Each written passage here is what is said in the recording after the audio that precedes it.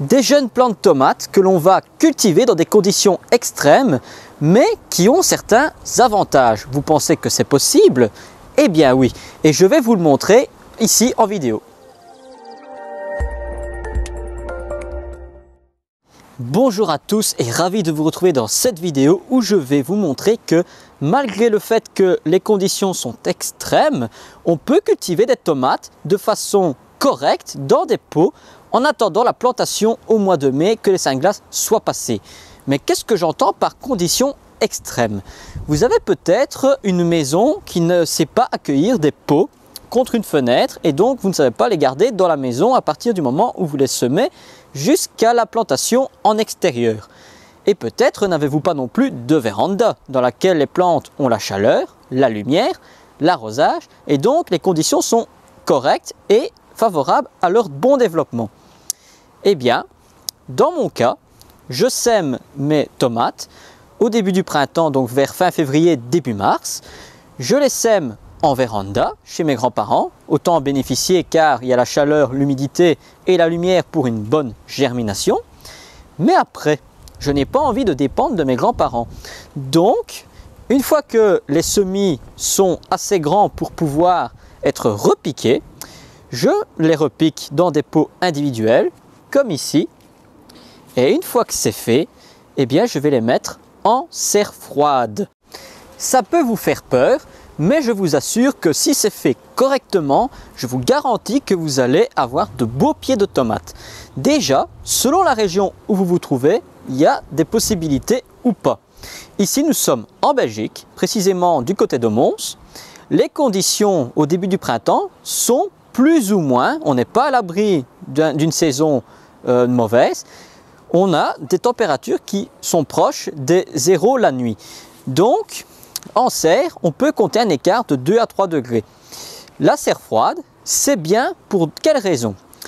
Dans le cas des tomates, la serre froide, ça va permettre d'avoir des plants plus courts, plus trapus et plus vigoureux.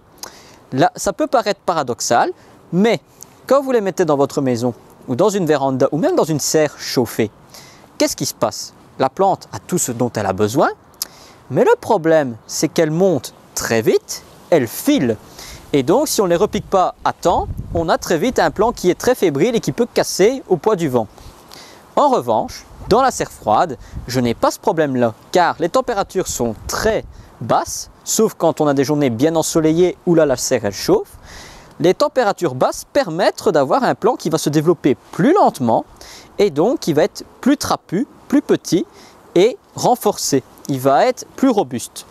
La deuxième chose très importante, c'est que dans une serre froide, il faut veiller à ce qu'il ne descende pas en dessous de 0 degré, même la nuit ou la journée. Ça, c'est très important car les tomates détestent le gel. S'il gèle, votre plante, vous pouvez lui dire au revoir. Et comment éviter les coups de gelée? La meilleure façon, c'est l'anticipation. Vous allez devoir surveiller la météo de façon quotidienne, surtout la nuit, et veiller à ce qu'il ne descende pas en dessous de températures négatives. S'ils annoncent du gel, la première chose à faire, c'est l'anticipation à nouveau.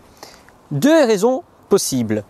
Soit vous fermez complètement la serre et vous mettez en plus un voile d'hivernage, éventuellement un petit chauffage d'appoint qui va permettre de casser le gel et qui va permettre de garder la température, même si c'est à 1 degré dans la serre, c'est suffisant, pour éviter que le gel ne descende et abîme nos plantes.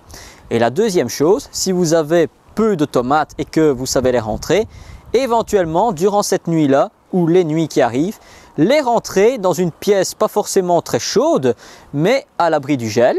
Et au matin, quand le gel est parti, vous les replacez dans votre serre froide. Le développement, comme je l'ai dit, sera plus lent, mais vous allez avoir une plante qui va se développer dans des conditions réelles comme on les a en Belgique, mais ça va aussi, au niveau de ses fruits, avoir un impact. Car cette plante qui s'est habituée aux conditions fraîches du printemps et qui a malgré tout réussi à se développer, va transmettre à ces nouvelles graines des gènes qui vont lui permettre de se renforcer naturellement contre le froid.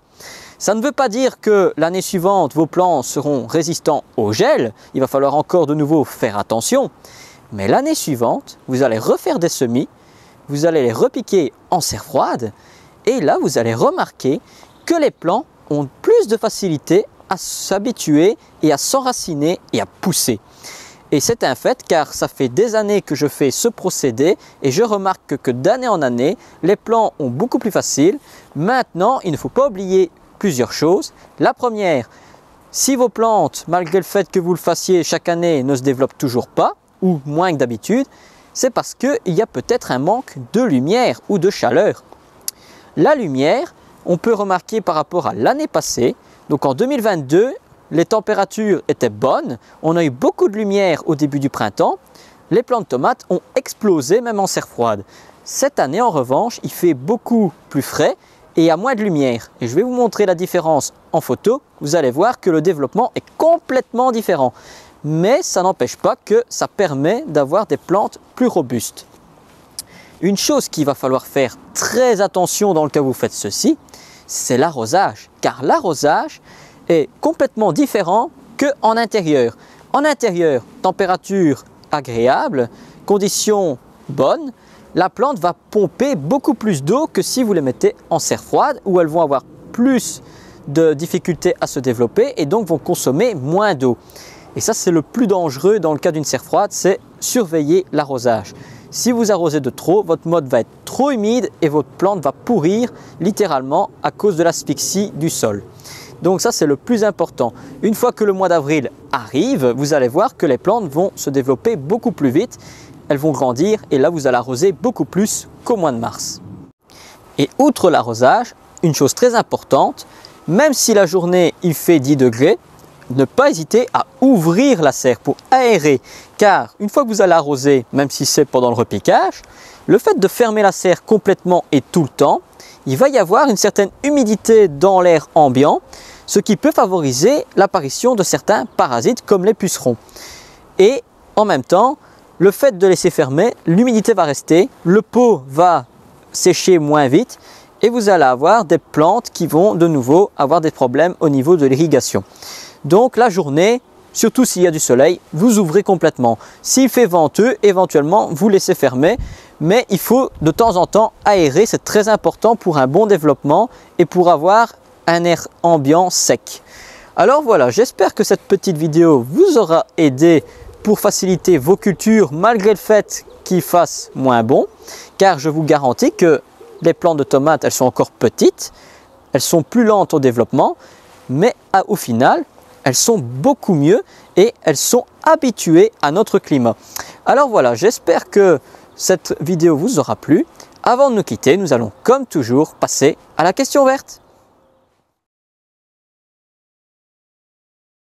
La question qu'une dame nous a posée est la suivante. Elle demande si une fois que ces tulipes ont fini leur cycle, elle peut les déplanter et les mettre en caisse dans une cave jusqu'à l'automne suivant. Vous avez le choix, soit vous les faites de cette manière, donc vous les mettez hors sol, vous les nettoyez et vous les mettez en caisse, soit vous les laissez directement en place. L'avantage de les laisser en place, c'est qu'elle va pouvoir se diviser, se multiplier, donc elle va s'agrandir au fur et à mesure des années, mais ça va aussi lui permettre, lors de la saison estivale, le sol va chauffer grâce au rayonnement du soleil, ce qui va stimuler la croissance à l'année suivante. Donc vous allez avoir une meilleure floraison, un meilleur développement que si vous les déplantez, vous n'avez pas ce phénomène. Donc les deux sont bons, mais pour moi, la meilleure chose à faire, c'est de les laisser en place. Alors voilà, si vous avez envie de plus de contenu, n'hésitez pas à aller sur la page YouTube La Main Verte, mais aussi sur la page Facebook sur laquelle je poste souvent des publications sur les plantes et sur des travaux à faire. Et je vous invite à aller vous abonner si ce n'est pas encore fait et à partager autour de vous pour que le jardinage ne soit plus une corvée mais un retour aux sources.